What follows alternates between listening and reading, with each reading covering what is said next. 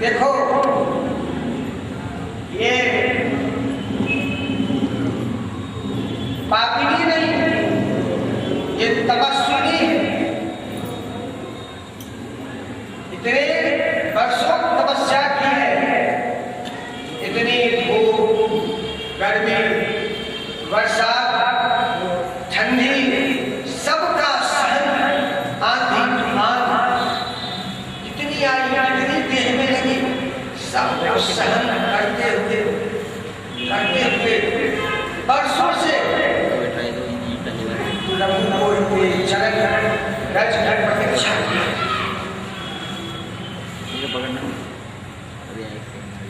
प्रतीक्षा कैसे किया जाए भक्ति मार्ग में, ये सीख लेना हो तो अहिल्या से लेना पड़ेगा। कितनी कष्ट सहन करते हुए कितनी लंबी प्रतीक्षा की है, कितनी सहन की है। और सच में सहना ही तो तप है, जो सह लिया समझिए तप कर लिया। सहना तप है, अपनी भूल स्वीकार करना तप है, अपनी गलती को स्वीकार कर लेना, मान लेना तप है। अहिल्या अपनी भूल को स्वीकार, अपनी गलती को स्वीकार की। लोग अपनी गलती को मान ले, पाप खत्म हो जाता है, दोष खत्म हो जाता है। गलती को स्वीकारे तो अपनी भूल को स्वीकारने के लिए कोई तैयार नहीं, कोई तैयार नहीं। हममें ये अवगुण है, हममें ये दोष है, कोई दूसरा कहे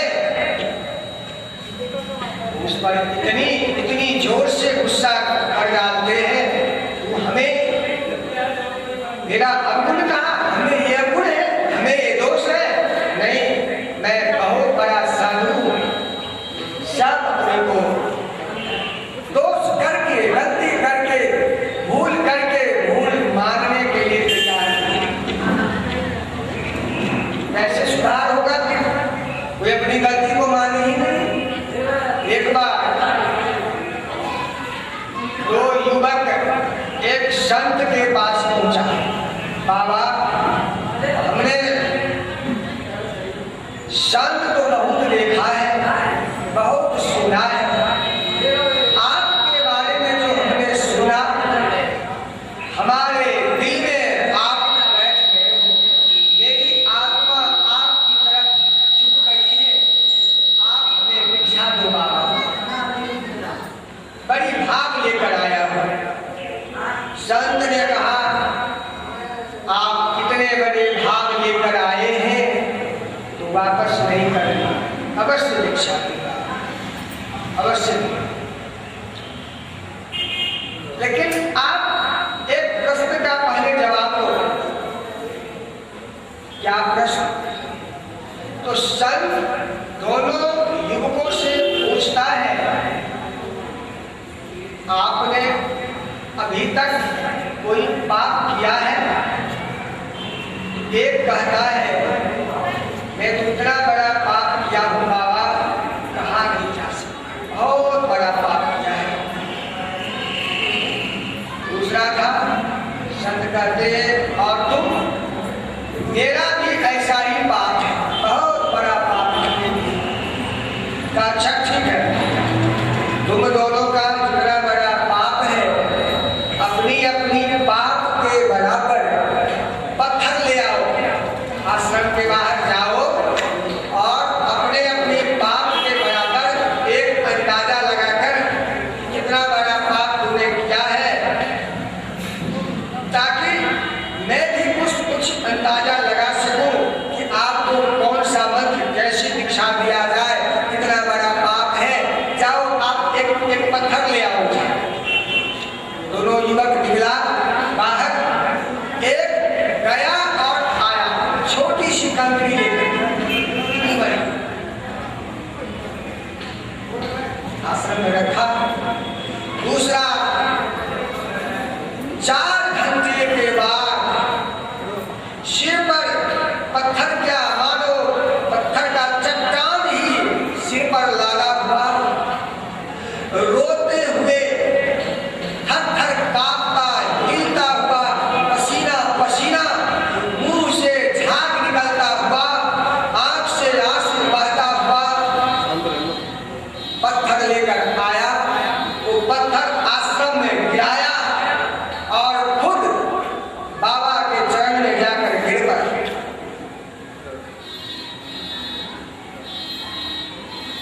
संत जी दोनों को बुलाए बारी बारी से। पहले जो कंकड़ी लेकर आया था उसे संत ने कहा, जा, तुम्हें दीक्षा की कोई आवश्यकता नहीं, तुम दीक्षा लेने लायक नहीं हो, तुम दीक्षा के योग्य नहीं हो, जाओ यहां से, जाओ। क्यों बाबा? अरे जो अपनी भूल को स्वीकार ना करे, अपनी गलती को स्वीकार ना करे, संत के पास आकर भी छल कपट बनाए रखे, उसे दीक्षा देने से क्या फायदा? अपनी भूल को स्वीकार नहीं किया, अभी अभी कहा था जितना बड़ा इसका पाप है उतना ही बड़ा पाप मेरा भी है। इतना भारी पाप, छोटी सी कंकड़ी लेकर के आया, पाप उतना छिपा किया पाप का। छोटी सी कंकड़ी कहता है, बाबा हमें तो इससे छोटी और मिली ही नहीं, वरना मैं तो और भी छोटी कंकड़ी लाता। भूल स्वीकार नहीं किया, जा, तुम्हें दीक्षा की आवश्यकता नहीं। अब दूसरा जो बैठा हुआ था, जो चट्टान उठाकर लाया, रोता रोता आया, उसको लगा कि मेरा तो नंबर लग ही गया, क्योंकि मैं तो अपनी भूल, अपनी गलती को स्वीकार किया है। इतना बड़ा चट्टान उठाकर लाया है, रोता रोता आया है, अपने पत्थर को गिराया, खुद गिर गया, हमें तो दीक्षा मिल ही जाएगी। उसे भी संत कहते हैं, जा, तुम्हें भी दीक्षा की आवश्यकता नहीं, जा। आप क्यों बाबा? हमने तो अपनी गलती को स्वीकार की है, अपनी भूल को स्वीकार की है, हमने इतना बड़ा पत्थर लाया, हमें तो दीक्षा दे दो। कहते हैं अपनी भूल को स्वीकार किया है, अपनी गलती को स्वीकार किया है, इसीलिए तो तुम्हें दीक्षा की आवश्यकता नहीं है। तू जो इतना रोता रोता आया और इतना आंसू बहाता हुआ आया, तेरे पाप, सभी पाप ताप इस आंसू में बह गए। पाप अब रहा कहां तो तुम्हें दीक्षा दूं?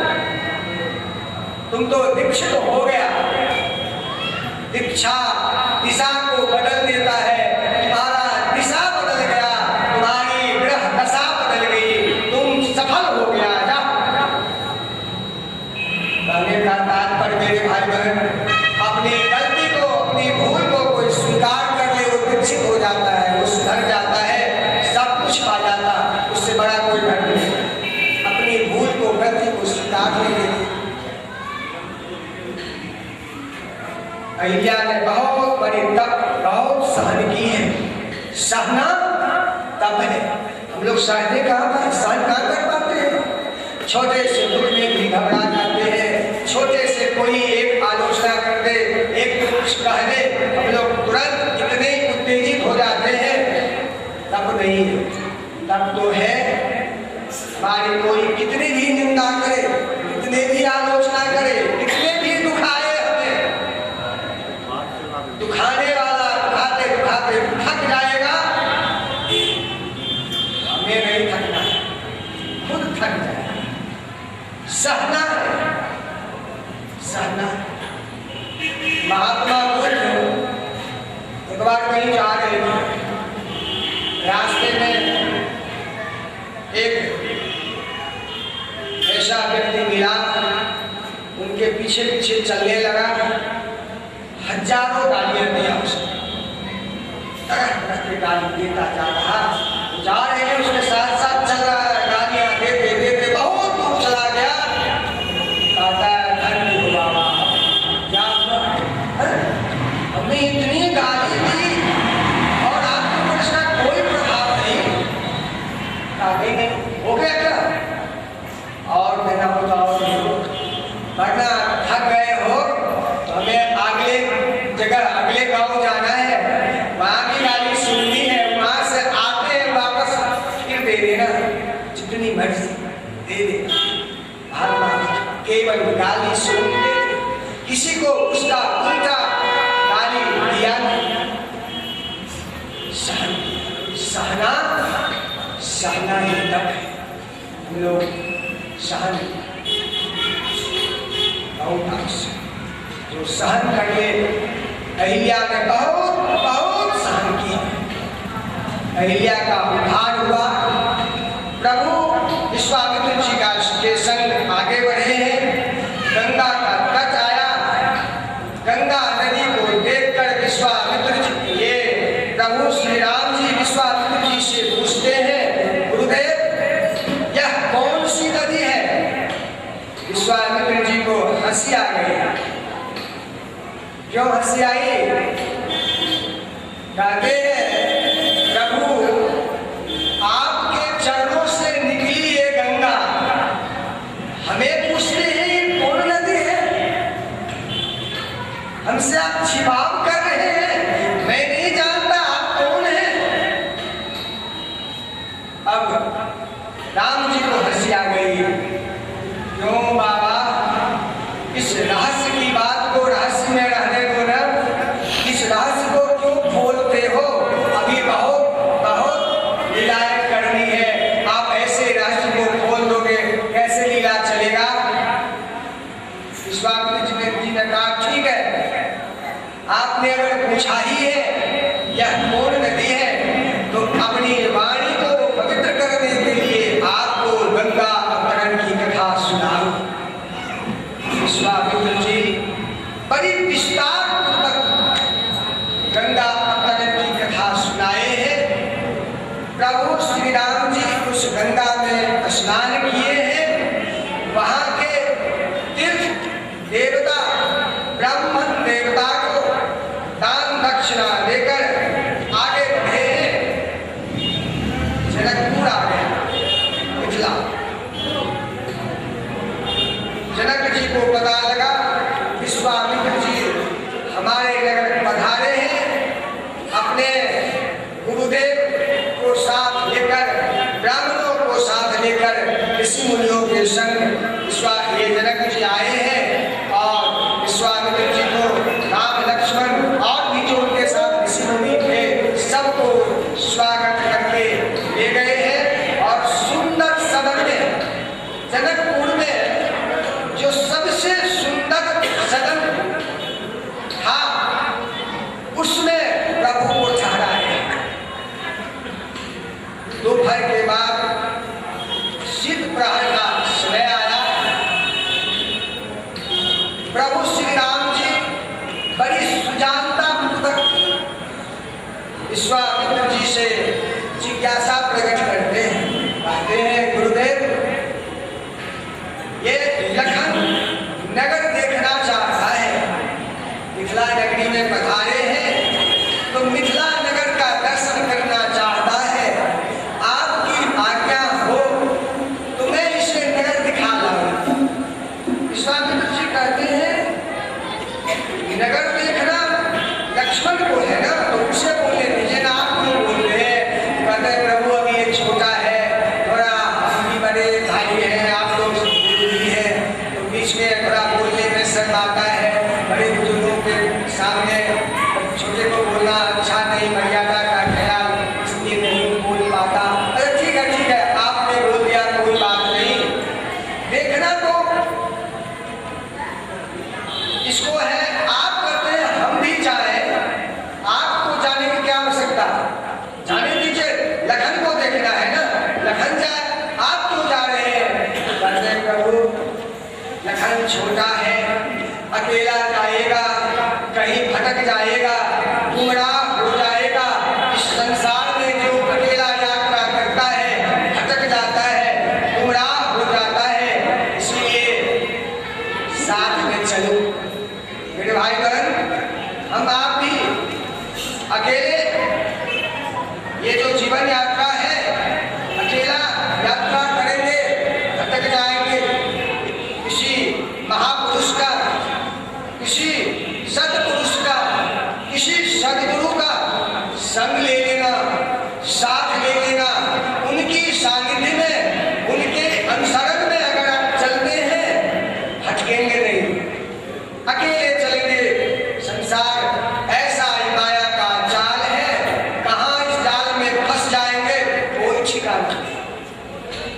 राम जी कहते हैं लखन तेरा जाएगा, भटक जाएगा, गुमराह हो जाएगा, मैं चलूं साथ में। स्वामी जी कहते हैं कि आप जाएंगे, उसको देखा पर तो नहीं, उसको नहीं देखा हुआ है ना लखन को, मैं जाऊंगा दिखला जाऊंगा। उसको देखा, लखन को देखा हुआ नहीं है, आपको देखा हुआ है क्या?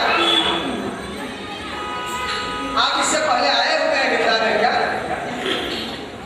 प्रभु को मुस्कुराना आ गया, हंसी आ गई। क्यों बाबा, आपको पता नहीं हमसे क्या छिपा हुआ है? मेरे भाई बहन, राम जी से ऐसा कौन सा कोना है, कौन सा ऐसा स्थान है जो राम जी से छिपा हुआ है? राम जी से कुछ भी छिपा हुआ है। हम लोग कितने भी छिपा कर ले, हम आपसे, आप हमसे ये, उनसे छिपा कर सकते हैं, उनसे छिपा कौन कर सकता? उनको, राम जी को पैर नहीं है, आंख नहीं है, लेकिन आंख की रोशनी इतनी तीव्र है, इतनी तेज है कि हम अगर बंद कमरे में भी कुछ करेंगे देख लेते हैं। कितनी भी कमरे को बंद कर दो, लॉक कर दो, और लोगों से तो छिप सकता है, इनसे नहीं छिप सकता। कान नहीं है, सुनता है। कितनी भी आप चुपके एकांती कर लो, सुन लेता है। बहुत पतला कान नहीं, फिर भी सुनता है।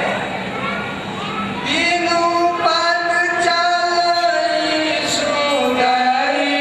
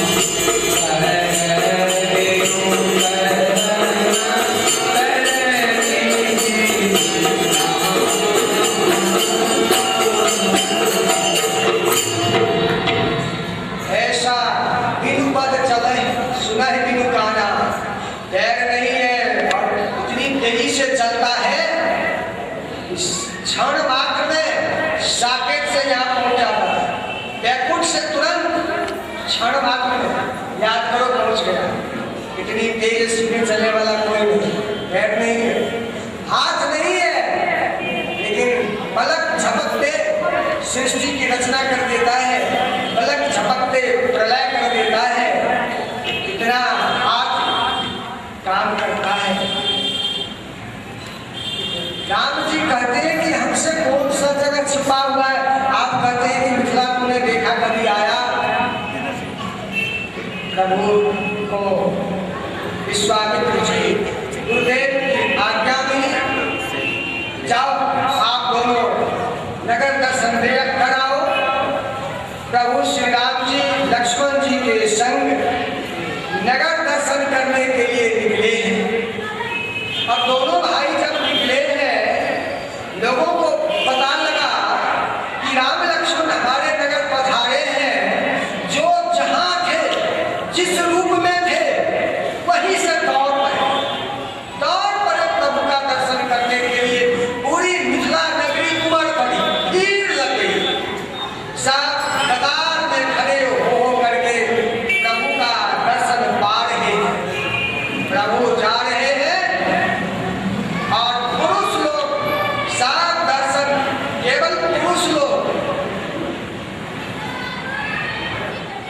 नीचे में, और जो मिथिला के स्त्रियां थी वो सभी ऊपर महल अटारी के झरोखे से झांक झांक कर प्रभु का दर्शन पा रही थी। ऊपर से नीचे में कतार में खड़े हैं पुरुष लोग, और ऊपर अटारी की झरोखे से, छत पर से, कोई छत से कोई खिड़की से झांक झांक करके सब प्रभु का दर्शन पा रहे हैं।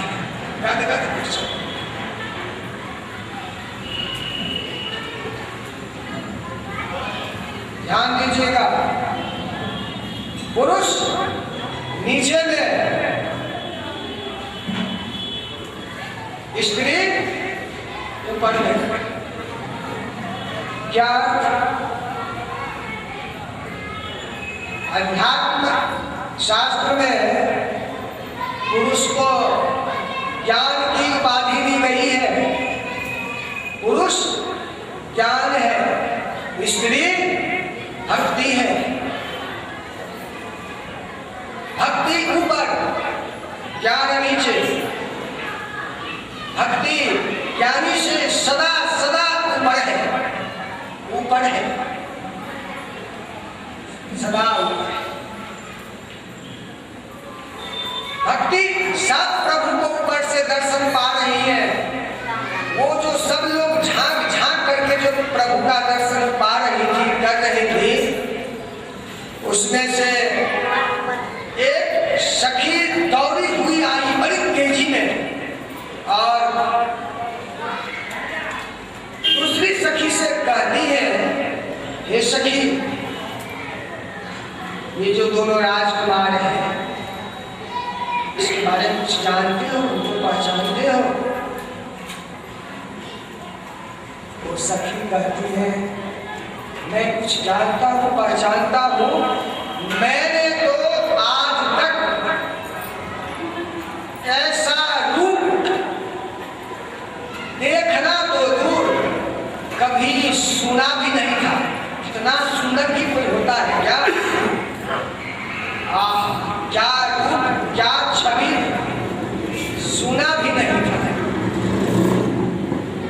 तीसरी सखी कहती है, तुझे कुछ है पता है? हाँ, हमें पता है। तो चौथी सखी कहती है, बताओ ना कौन है? वो बताती है, कहती है, देखो ये जो आगे आगे जो जा रहा है ना, सांवला राजकुमार, ये सांवला राजकुमार, इसका नाम है राम, इसके पिता का नाम है दशरथ, माता का नाम है कौशल्या, और पीछे पीछे जो ये घोड़ा राजकुमार जा रहा है, इसका नाम है लक्ष्मण, इसके माँ का नाम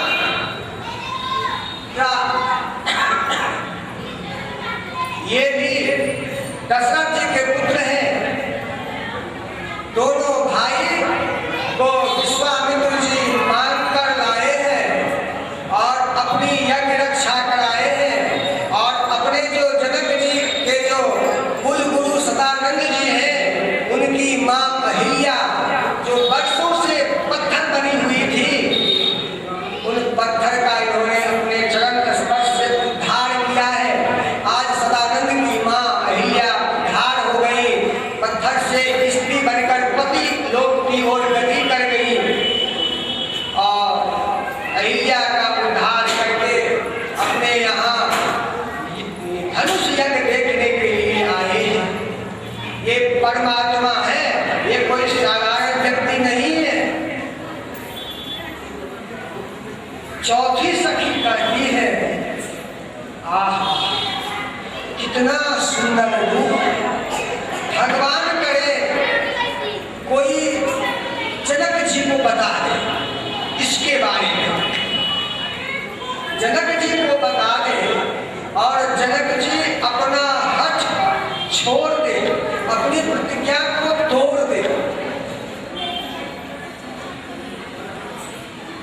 जनक जी हठ बना रखा था ना, जो धनुष को तोड़ देगा सीता से विवाह उसी का होगा। तो ये सखी कहती है कि भगवान करे जनक जी को कोई बता दे और जनक जी अपना हठ छोड़ दे और अपनी जो जानकी है उस जानकी का विवाह इस सांवला राजकुमार के साथ रचा दे। कि ऐसी जोड़ी कहाँ मिलेगी। पांचवी सखी कहती है अरे मान लो राजा अपना हथ छोड़ दे, अपनी प्रतिज्ञा तोड़ दे, अथवा राम ही धनुष को तोड़ दे और सीता राम का विवाह हो जाए। इससे हम सबको क्या फायदा जो हम लोग इतने दीवाने हैं इसके। छठी सखी कहती है अरे पगली बहुत बड़ा फायदा है, तुम्हें पता नहीं क्या फायदा है। सीता से राम का अगर विवाह हो जाए तो ये राम सीता को कभी लेने के बहाने, कभी छोड़ने के बहाने, कभी किसी के बहाने, कभी किसी के बहाने यहाँ मिथिला आते रहेंगे और हम लोगों को इनका दर्शन होता रहेगा। कम बड़ा फायदा है क्या। छठी सखी कहती है बड़ी दूर की बात तू करती है, ये कोई जरूरी है कि सीता को लेने छोड़ने राम ही आए। लक्ष्मण भी आ सकता, शत्रुघ्न भी आ सकता, भरत भी आ सकता और भी कोई आ सकता। इतनी भविष्य की बात ऐसे ऐसे चर्चा करके बहन लोग परमात्मा का परिचय पा लेती है। बहनों का ये सहज स्वभाव है, सहज स्वभाव है। आपका प्रत्यक्ष अनुभव होगा जहां पर चार बहनें होना, अनुभव में देखा होगा आपने। बोलो श्री राम जय राम